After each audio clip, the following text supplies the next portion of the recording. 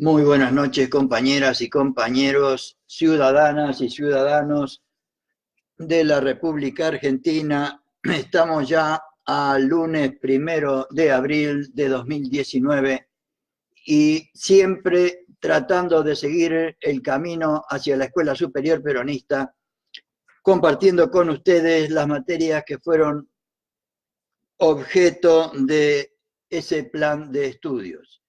Y estamos en el tema 4 que se refiere a la teoría, las formas y técnicas de ejecución de la doctrina peronista, tratando de compartir nuevamente con ustedes técnica peronista para transmitir e inculcar la doctrina, teniendo en cuenta siempre el lema de los compañeros que decía: nada ni nadie por encima de la patria, solo la providencia de Dios prodigando sus bendiciones.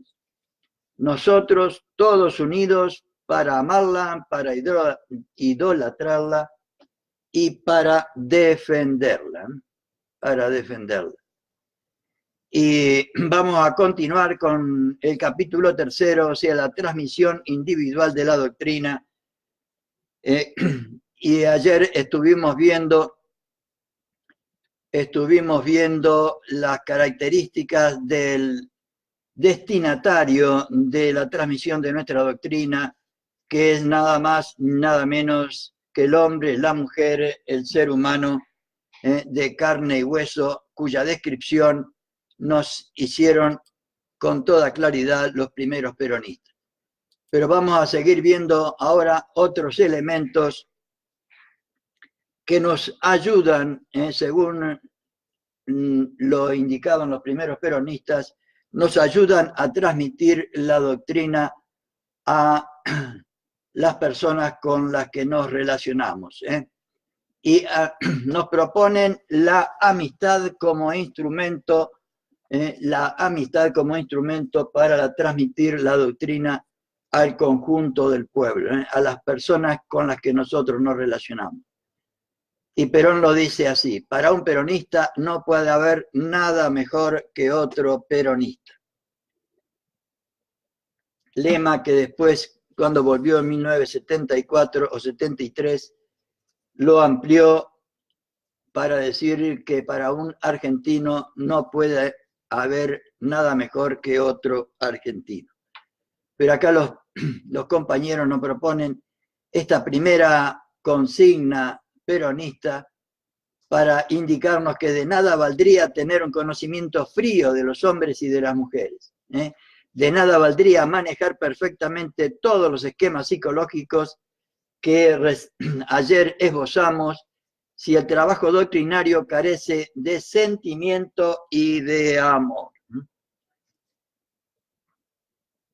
Hemos repetido en reiteradas oportunidades que Perón dice y vive el tema de que nada se construye sin amor, o dicho de otra manera, lo único que construye es el amor, porque lo otro es el odio, y toda destrucción es fruto del odio. Y la propuesta nuestra es la propuesta del sentimiento y del amor. Por estas razones afirmamos que al lado de los conocimientos de la psicología que deberíamos tener para conocer y tener en cuenta todas las características de las personas con las que nos relacionamos, el transmisor de la doctrina, o sea, el militante, la militante, debe poner en práctica los más bellos sentimientos de su corazón si quiere atraer a los hombres y mujeres al seno del movimiento peronista. Miren qué hermoso consejo nos dejan los compañeros. Es pues la amistad un medio esencial para la transmisión individual de la doctrina. La amistad, un elemento esencial para la transmisión de la doctrina. Concepto peronista de la amistad. Para Perón, amigo es aquel que busca el bien del otro, sin preocuparse de sus propios intereses individuales. Y por eso afirma El deber impone al verdadero peronista pensar en todos y no en sí mismo. Una actitud de servicio a los demás es lo que debería primar en nuestras relaciones con los demás, cosa que es harto difícil y lamentablemente poco encontrable. Ese olvido de lo propio, ese darse permanentemente en aras del bien de los demás, campea en toda la doctrina peronista y es el eje de su ética, o debería ser el eje de su ética, porque el peronismo es la antítesis del egoísmo, porque el peronismo hace un culto del renunciamiento y del desinterés, o debería ser un culto del renunciamiento y del desinterés. Porque el peronismo sostiene que el verdadero desarrollo de la personalidad de la que hablamos ayer se alcanza no solo por el cultivo de las virtudes individuales, sino que se integra en el fecundo campo de las virtudes sociales, las virtudes sociales. El ponerse al servicio de los demás sin considerar sacrificios es sin duda la causa que más puede ennoblecer a los hombres y mujeres bien nacidos. Es lo que deberíamos hacer todos los seres humanos. Preocuparnos, como dicen acá, el ponerse al servicio de los demás sin considerar sacrificios es sin duda la causa que más puede ennoblecer a los hombres y mujeres bien nacidos. Así es. De esta manera se concibe la amistad en el peronismo. No somos partidarios de la sensiblería de los románticos ni de los conceptos de amistad política emanados de los criterios liberales. El peronista busca el bien de sus amigos. Deberíamos subrayar esto. El peronista busca o debería buscar el bien de sus amigos. Y como siempre escribe esa palabra con mayúscula, ya que entiende el bien de todos en todos sus sentidos, el bien material y el bien espiritual, el bien de todo el hombre, de toda la mujer, en todos sus aspectos. El peronista no tiene amigos políticos, no debería tener amigos políticos, tiene amigos de verdad. No tiene amigos que lo desvíen de los altos ideales de la patria, ni usa a sus amigos con fines personales, egoístas o electorales. Somos amigos de todos porque queremos para todos el bien, sintetizado en los postulados éticos de nuestra doctrina que vamos a ver en otros capítulos. Y estamos dispuestos a despreciar todos nuestros intereses personales a costa de conseguir ese bien de los demás. Debería ser así. Por lo menos es la propuesta que nos dejan acá los compañeros según el mensaje de Perón, que dice de esta manera: el supremo escalón que los espíritus sensibles de los patriotas alcanzan en la unidad es la verdadera, sincera y leal amistad que todos los hombres y mujeres necesitan para vivir. Repito, el supremo escalón que los espíritus sensibles de los patriotas alcanzan en la unidad es la verdadera, sincera y leal amistad que todos los hombres y mujeres necesitan para vivir. Todos necesitamos de una actitud solidaria de los demás, por lo tanto deberíamos tenerla con los demás, lo que nos proponen los compañeros. Esta amistad, dice Perón, y este amor de hermanos que debemos sentir por cada uno de los peronistas es la más gloriosa y la más hermosa de todas las banderas que podemos ofrecer a la patria.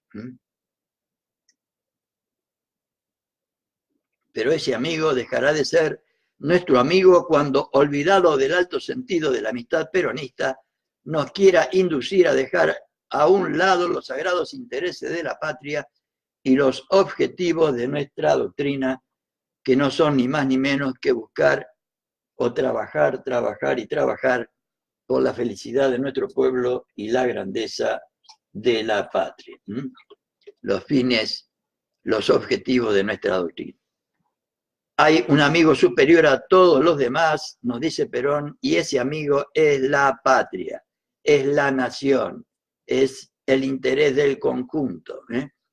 Cuando es necesario sacrificarse por ella, la amistad más grande debe ceder ante el bien de la patria, ante el bien del conjunto, ante el bien de la nación. La amistad como medio de transmisión de la doctrina peronista. Más que ninguno, el transmisor de la doctrina, o sea, el militante o la militante, debe hacer un culto del verdadero sentimiento de la amistad. Necesario es recordar que la amistad se muestra más con las obras que con las palabras. De tal manera que si un transmisor de la doctrina, un militante, realmente quiere usar con eficacia de este medio de transmisión de la doctrina, lo primero que debe proponerse es comenzar a actuar. Recogerá después, y no muy a la larga, el fruto de sus obras. Que la amistad es un medio importante en la tarea de inculcar la doctrina, lo prueba la experiencia de todos los tiempos y Perón lo confirma en sus clases de conducción política. A los hombres y mujeres se los domina solamente por el corazón, nos dice el general Perón. Esta es una verdad innegable.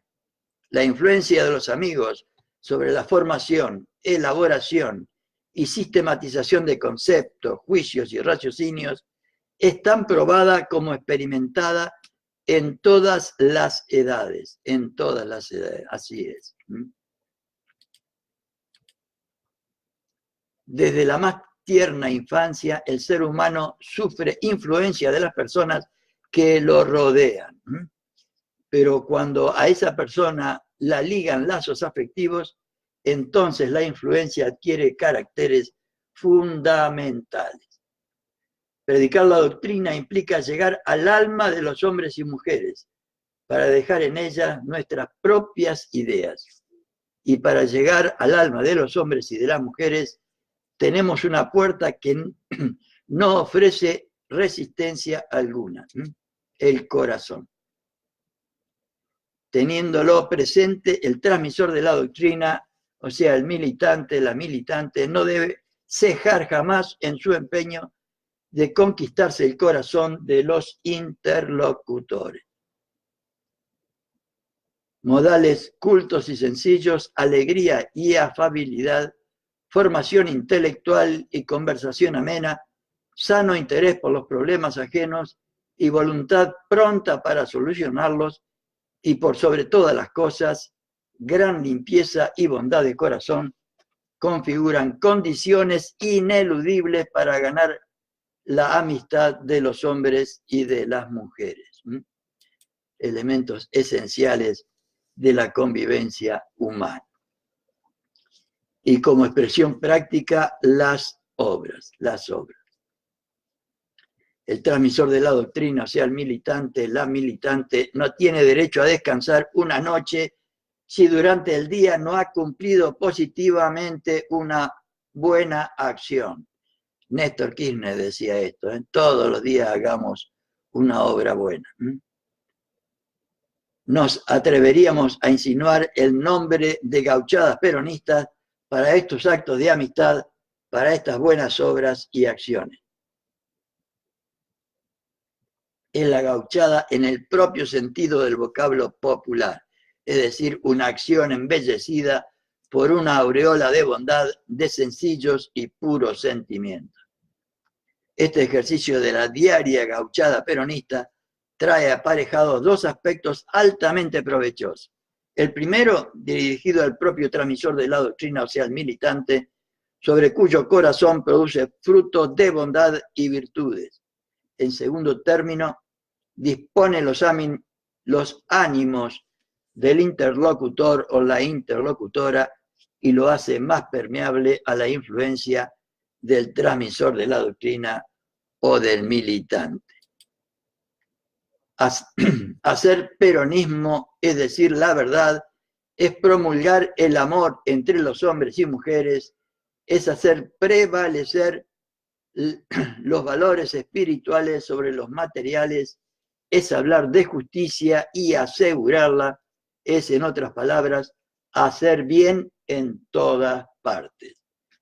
Perón, 19 de junio de 1951. Repito, hacer peronismo es decir la verdad, es propugnar el amor entre los hombres y mujeres, es hacer prevalecer los valores espirituales sobre los materiales, es hablar de justicia y asegurarla, es, en otras palabras, hacer bien en todas partes.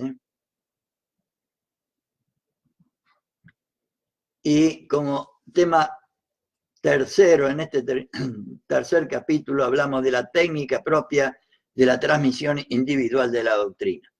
Si bien la transmisión individual de la doctrina es aquella que se proporciona de persona a persona, esto no significa que sea una acción individualista, aislada y carente de coordinación.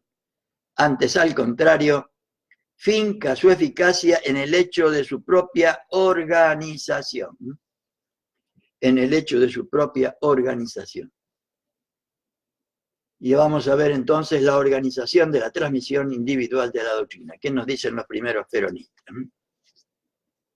Por esta causa, aun cuando el trabajo es individual, para ser efectivo requiere que sea impulsado y conducido desde los comandos del movimiento. Debería ser impulsado y conducido desde los comandos del movimiento.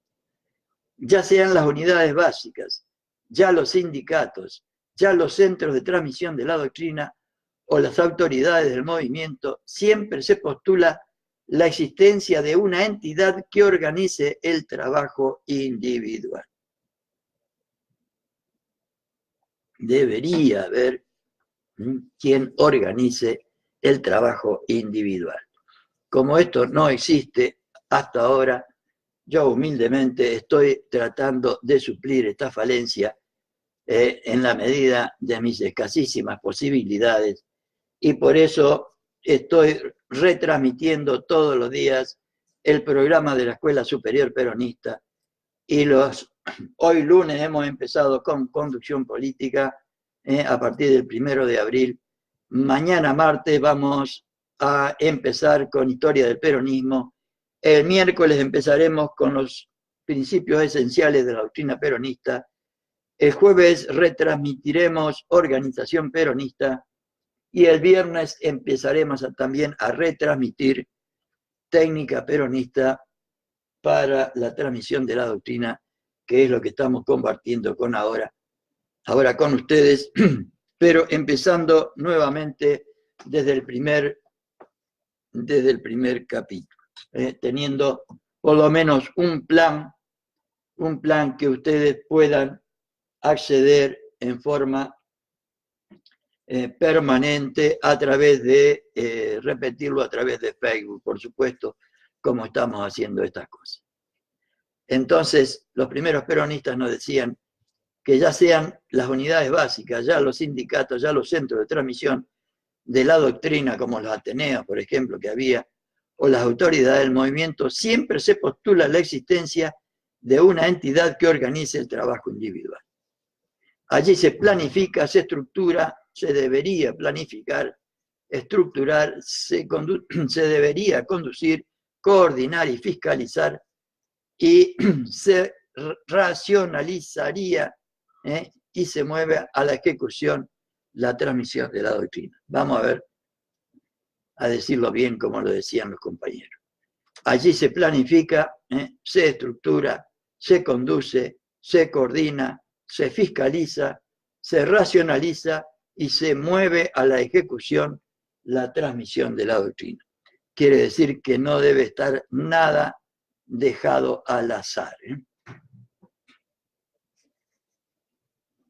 Lógicamente son los dirigentes quienes cumplirán estas etapas de toda organización, que lamentablemente ahora no existe. Deberíamos nosotros, en la medida de nuestras posibilidades, suplir esta falencia. La planificación del trabajo, o sea, a través de las consignas. La transmisión individual de la doctrina también cae dentro del ámbito de la planificación, debería caer. Por eso hemos hecho esta planificación que les acabo de mencionar. Porque planificar es prever, y aquí la previsión supone fijación de objetivos y arbitraje de medios aptos para su consecución. Llegar a la concreción de un plan es ya un éxito, y a ello se llega aplicando el método ver, juzgar y obrar. Y yo soy plenamente consciente de las falencias que evidentemente tiene esta transmisión así individual de la doctrina peronista en sus diversas facetas, para compartirla de esta manera con ustedes. Seguramente después vendrán otros que lo harán un poco mejor, y yo también voy a tratar de mejorarlo, pero lo que estoy tratando de hacer ahora es compartir con ustedes por lo menos que se conozca por lo menos lo que los primeros peronistas nos proponían como formación política. Conviene hacer resaltar aquí que la práctica exige generalmente dos tipos de planes: el estratégico y el táctico, subordinado al anterior. El táctico subordinado al estratégico. Y vamos a ver, el plan estratégico es el que previa aplicación de ver, juzgar y obrar, o sea, la aplicación del método, elaboran los comandos y las autoridades encargadas de la conducción de todo el movimiento. Como eso no existe, ya les expliqué el programa que estoy implementando. Sus órdenes han sido llamadas consignas generales. Consignas generales. El plan táctico es aquel que se configura en el mismo campo de acción, o sea, en el ámbito de cada unidad básica, de cada organización, de cada centro cultural. Durante las actividades de la transmisión de la doctrina y en casos particulares y determinados. Este plan depende de la inteligencia y criterio del transmisor de la doctrina y, por cierto, en forma alguna discrepará del plan estratégico suponiendo que existiera. Aplicando el criterio de ver, juzgar y obrar, el transmisor de la doctrina, el militante o la militante, configura su plan táctico, estableciendo para su acción individual lo que se ha dado en llamar consignas individuales. Entre esta doble corriente de consignas generales que le llegan de los comandos superiores e individuales que le son proporcionadas por las necesidades del propio ambiente, gira toda la actividad del transmisor de la doctrina peronista. Y soy plenamente consciente de las limitaciones que tiene este tipo de práctica que estoy realizando, pero estoy completamente seguro de que estoy realizando no una acción táctica, sino una acción estratégica que, según Perón, es imprescindible para la unidad de concepción, cuya existencia es imprescindible para la unidad de acción, como hemos visto en más de una oportunidad. Por otro lado, debe haber una estructuración. Cuando hay que trabajar mucho y exitosamente, todos los medios que se arbitren merecen ser calificados de poco. Todo lo que utilicemos para la transmisión de nuestra doctrina es poco. Por ello, nunca insistiremos bastante en la necesidad de estructurar la organización doctrinaria dentro de las unidades básicas y sindicatos. Unidades básicas y sindicatos, de tal manera que podamos cumplir con las órdenes de Perón, que nos decía: cada peronista debe ser un soldado de la causa, honrado y luchador sin tregua. El lugar de su prédica es donde se encuentre.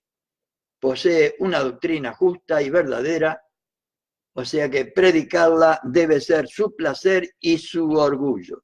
Si no lo siente así, aún no es peronista, lo dijo el general don Juan Domingo el 1 de noviembre de 1951. Esta estructuración no tiene por qué ser complicada. Lo importante no es tanto su complejidad o perfección, porque lo importante es la honradez con que los hombres y mujeres que la integran cumplan con su deber. Con la honradez con la que cumplan con su deber. 3 puntos fundamentales hay que tener presente al estructurar los centros doctrinarios, o sea, la célula peronista, los grupos ambientales y los dirigentes o auxiliares de la conducción.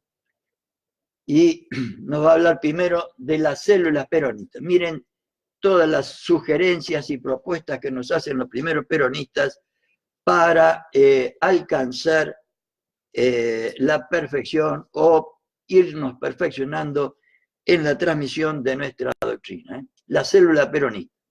Empezaremos por insistir en la posición de cada peronista dentro del movimiento doctrinario y sostenemos que cada transmisor o militante, transmisor de la doctrina o militante, forma estrictamente lo que se puede llamar la célula fundamental de la transmisión de la doctrina. Y Perón lo dice así: cada peronista debe tener deseos de hacer algo, o sea, iniciativa en la casa, en el trabajo, en el partido, en el Ateneo y en la calle. El que está convencido de algo, el que lo siente, el que lo valora, hace eso, ni más ni menos. Siempre hay que ir pensando en algo que pueda ser útil a los demás y especialmente para el partido, o sea, para el conjunto. Ese es el peronista que necesitamos, nos decía el general Perón. Por lo tanto, en el concepto de Perón, el peronista que necesitamos no es un hombre o una mujer aislado, desvinculado de los requerimientos del medio. Siempre hay que ir pensando, nos dice Perón, en algo que pueda ser útil a los demás, a los demás. ¿Dónde? En la casa, en el trabajo, en el partido, en la básica, en el club, en la calle, es decir, en todo momento y en todo lugar. Siempre, como dice el general. Así pues, debido a esta obligación de la militancia doctrinaria, el peronista no está aislado, antes bien, estrechamente vinculado con las personas que participan de su propio ambiente, de sus mismas actividades. Es el transmisor de la doctrina, el militante, como el centro de un sistema solar alrededor del cual giran permanentemente muchas personas. Familiares, compañeros de trabajo, compañeros de partido, de estudios, de diversiones, etcétera, etcétera, etcétera. Y sabemos que es así. Pues bien, ningún peronista debe eludir la orden expresa del líder, ser útil a los demás. Ser útil a los demás, a todos los que nos rodean. En conclusión, el transmisor de la doctrina, el o la militante, con todo ese núcleo de personas que actúan en su esfera de influencia, conforman la unidad, el elemento básico donde se inicia la transmisión de la doctrina. Por eso le llamamos la célula peronista. Y por eso el peronismo ha calado hondo en el corazón del pueblo, por estas células peronistas, por estas compañeras y compañeros que están en el corazón del pueblo y han transmitido nuestros valores. Célula es el más simple elemento donde se gesta la vida doctrinaria del peronismo, como la célula del cuerpo humano. En la práctica, cada peronista que se siente tal tiene que vivir y trabajar en función de los integrantes de su célula, vivir para los demás, conocerlos, tratarlos con frecuencia y no desperdiciar la ocasión de infundirles la doctrina, o sea, nuestros valores, nuestro proyecto político, nuestro ideal, de buscar permanentemente la felicidad del pueblo y la grandeza de la patria. Y el pueblo son estos que nos están nombrando acá los compañeros.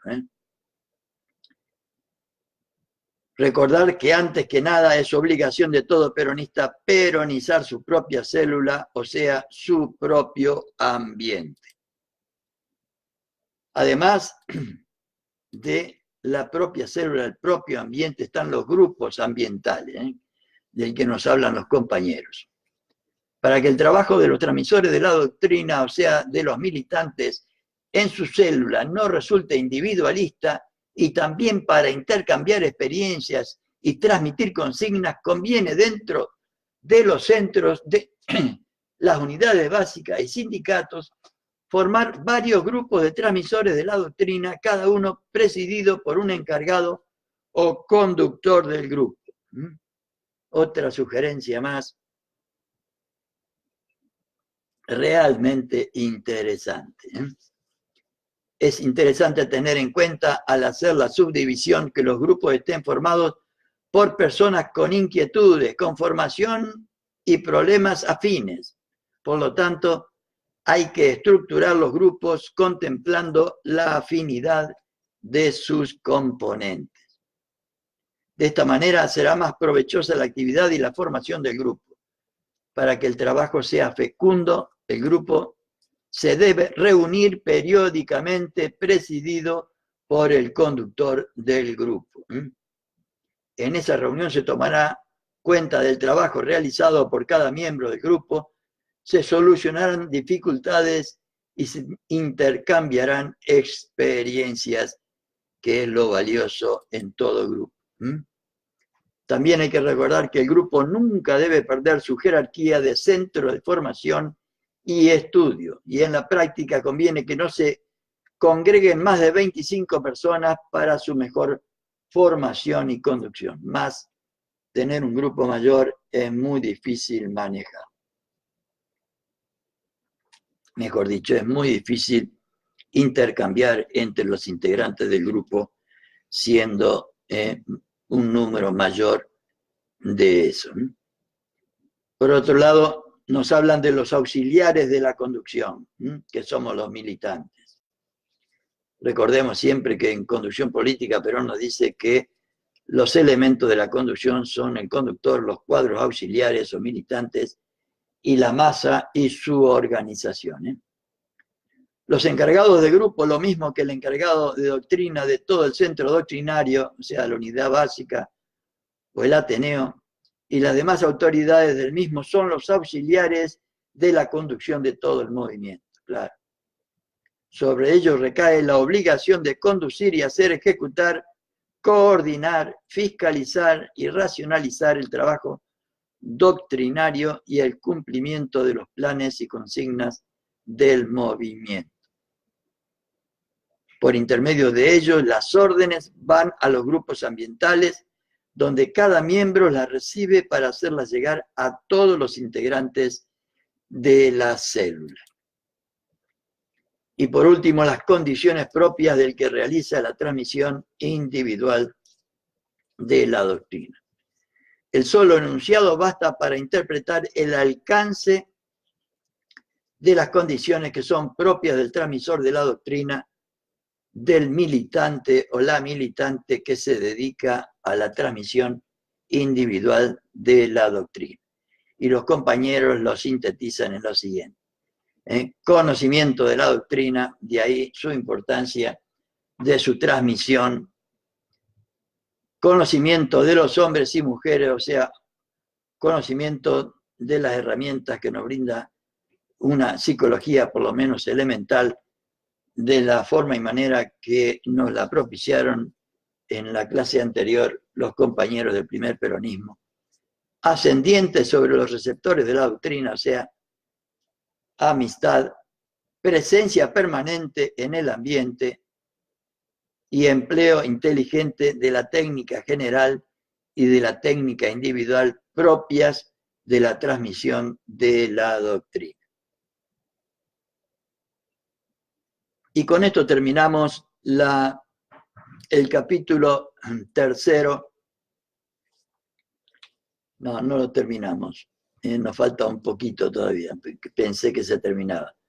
pero para que ellas sean eficaces, nos dicen, hay que recordar el pensamiento de Perón.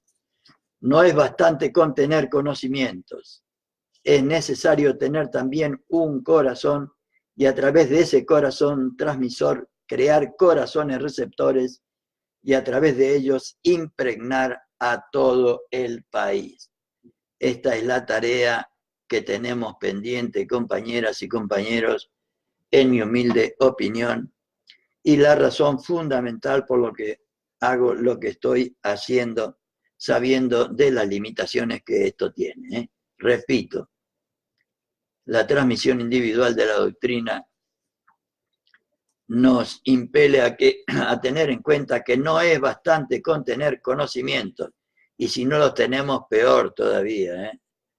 No es bastante con tener conocimientos sobre nuestra doctrina, es necesario tener también un corazón y a través de ese corazón transmisor, crear corazones receptores y a través de ellos impregnar a todo el país, como hicieron los primeros peronistas, y que a pesar de todas nuestras falencias, todavía sigue siendo la única o principal alternativa que tiene el pueblo argentino para salir del desastre en el que estos cipayos y vendepatrias nos han metido. Me estoy refiriendo a los que hoy nos gobiernan en la República Argentina, 1 de abril de 2019. Y me pareció oportuno agregarles, compañeras y compañeros, 4 tipos de realidad que, aunque es complejo el tema, me parece muy importante tenerlos en cuenta para nuestra vida en todos los ambientes y en todas las. Tener en cuenta estos 4 tipos de realidades que nos explica un filósofo español, López Quintás, que es lo siguiente. La primera realidad con que nos encontramos son los objetos. A nuestro alrededor hay casas, tierras, rocas, cosas de todo tipo. Aparecen ahí enfrente de nosotros como algo distinto de nuestro ser, de nosotros mismos. Estar enfrente se dice en latín objacere, verbo del que se deriva obgisere, cuyo participio es objectum, lo que está enfrente, lo que no somos nosotros, las cosas, los objetos, lo que está ahí enfrente nuestro. A todas las realidades que están frente al hombre y pueden ser analizadas por éste sin comprometer su propio ser, las llamamos objetos.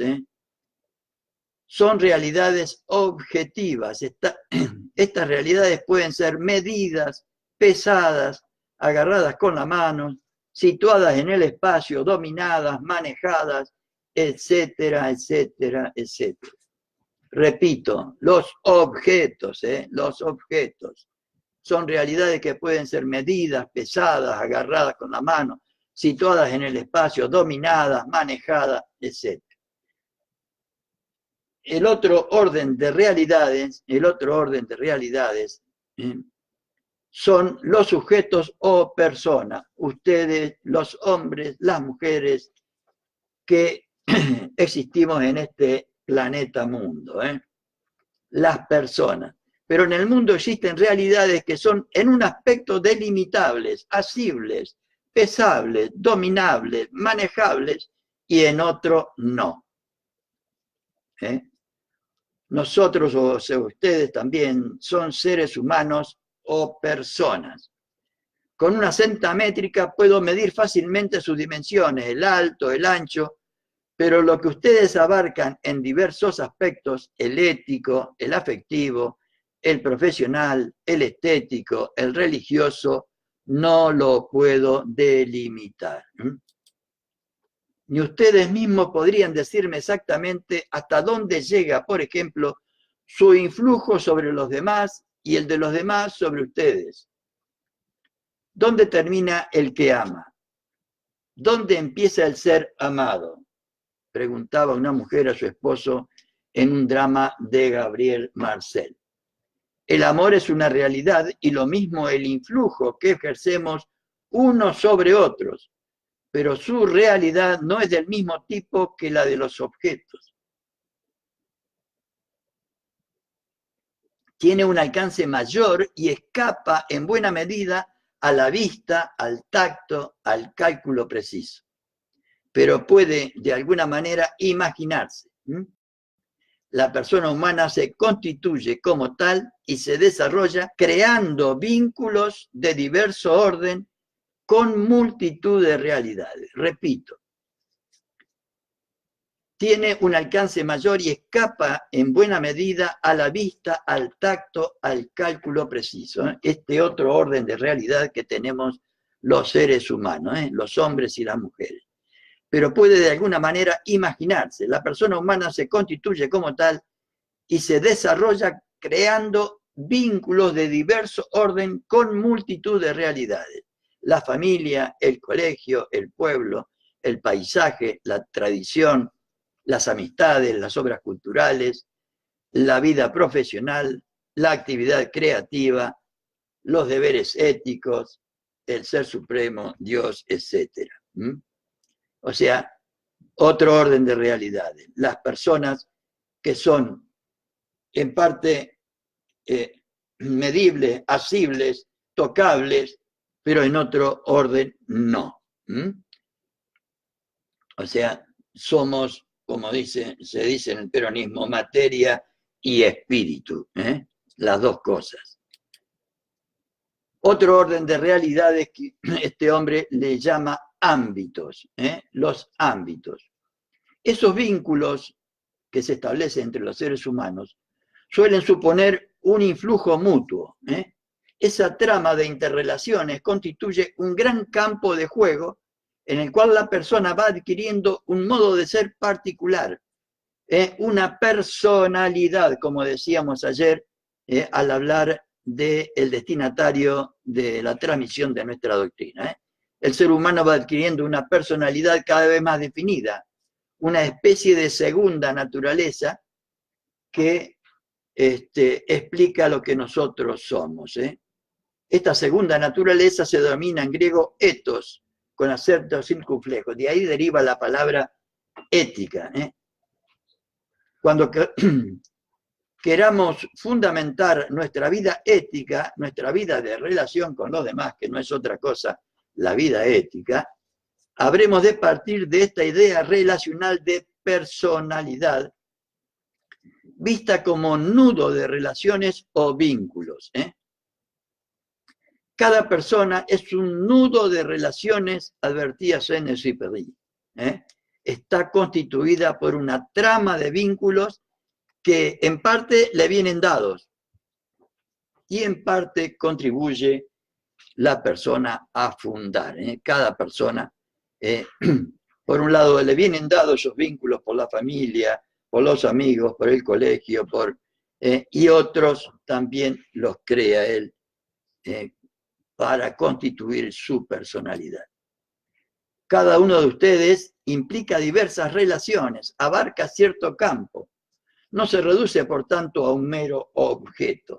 Los seres humanos no somos meros objetos. Es más bien un campo de realidad. Cada ser humano, entiendo yo y comparto esta idea, es un campo de realidad.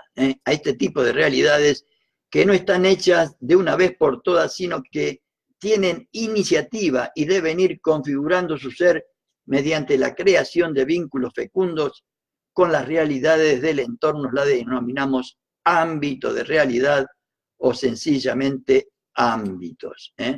O sencillamente ámbitos. Esta condición de ámbito, este nudo de relaciones, no la presentan solo las personas. También la ostentan muchas realidades de nuestro alrededor. Y pone un ejemplo. Un piano como mueble es un objeto. Como instrumento, no. En cuanto mueble, se halla ahí frente a mí. Puedo tocarlo, medir sus dimensiones, comprobar su peso, manejarlo a mi antojo, ponerlo en un sitio o en otro. Como instrumento, solo existe para mí si sé hacer juego con él.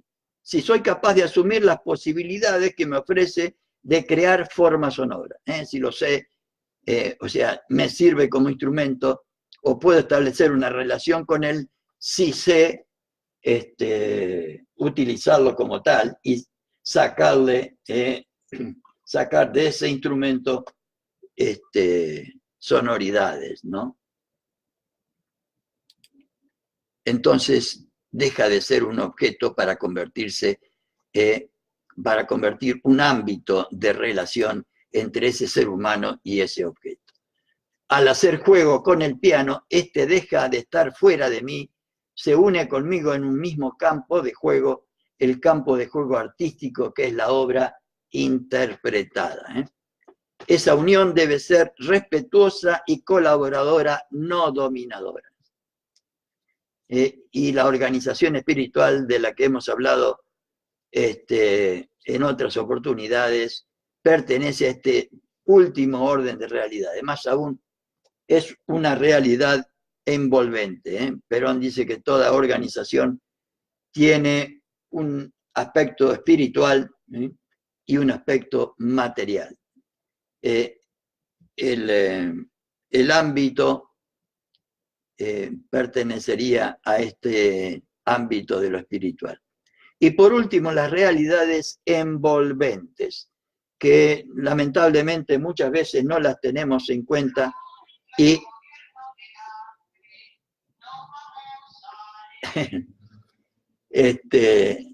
las realidades envolventes. Toda realidad social, política, cultural o religiosa ostenta una condición envolvente, en cuanto ofrece al hombre posibilidades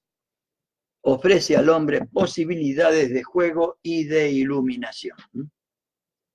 O sea, posibilidades de perfeccionamiento personal. Toda realidad social, política, cultural o religiosa ostenta una condición envolvente, como si nos envolviera, diríamos, como si estuviera por encima de nosotros, que no la vemos, pero incide sobre nosotros. Por eso hay muchos que no tienen en cuenta esta realidad y dicen, yo y lo hice todo trabajando,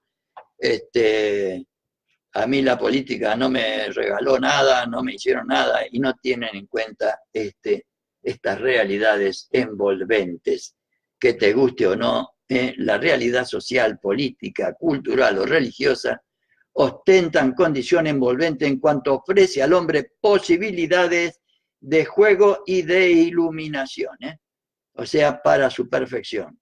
El conjunto de las entidades sociales, políticas, culturales o religiosas se ofrece a todo hombre o a toda mujer como una especie de atmósfera que lo acoge, lo ilumina, lo impulsa a la creatividad en muy diversos órdenes y planos.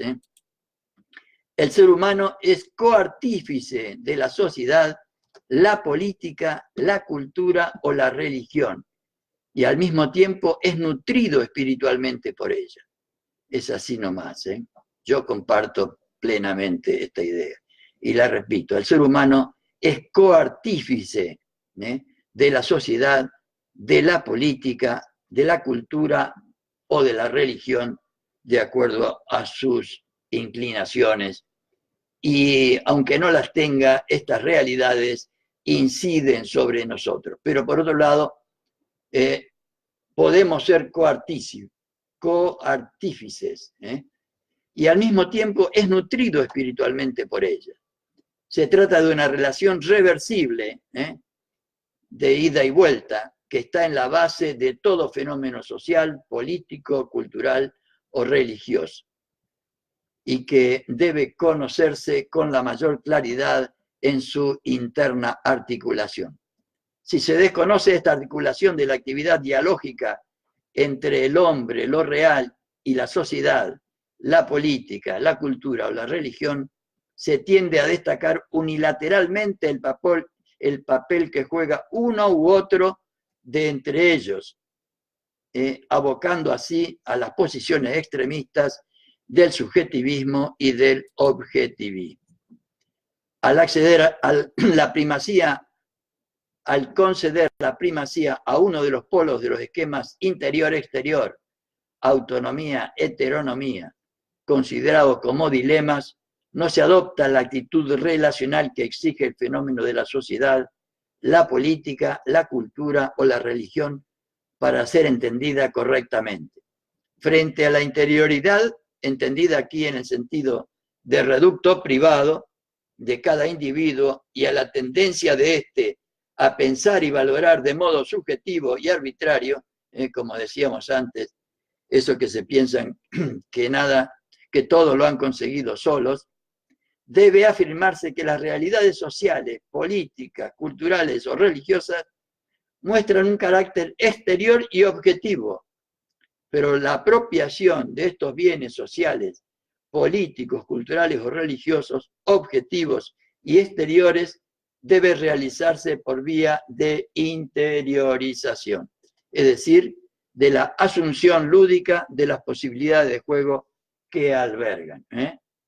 La política nos ofrece, la política, la cultura, la sociedad nos ofrece, según esto, posibilidades de juego que son ni más ni menos que posibilidades de desarrollo personal y social, que enriquecen nuestra personalidad.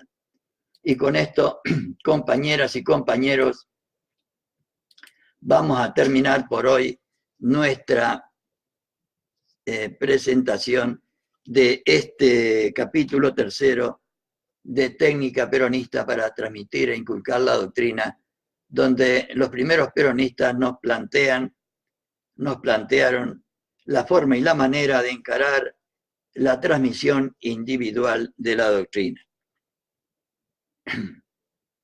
Espero haya sido de utilidad para los que hoy me están escuchando y para los que después, de una forma u otra, les interesen estos temas y los puedan conocer y poner en práctica.